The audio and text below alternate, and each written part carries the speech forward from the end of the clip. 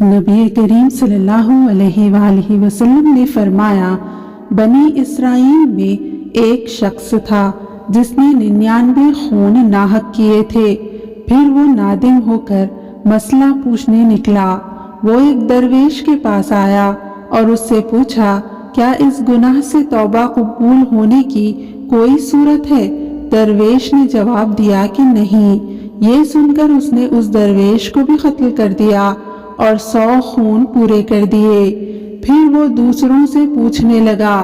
آخر اس کو ایک درویش نے بتایا کہ فلاں بستی میں چلا جا۔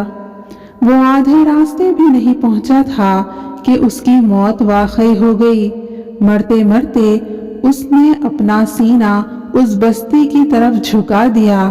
آخر رحمت کے فرشتوں اور عذاب کے فرشتوں میں باہم جھگڑا ہوا کہ کون اسے لے جائے، لیکن اللہ تعالیٰ نے اس نصرہ نامی بستی کو، جہاں وہ توبہ کے لیے جا رہا تھا، حکم دیا کہ اس کی لاش سے قریب ہو جائے، اور دوسری بستی کو، جہاں سے وہ نکلا تھا، حکم دیا کہ اس کی لاش سے دور ہو جائے۔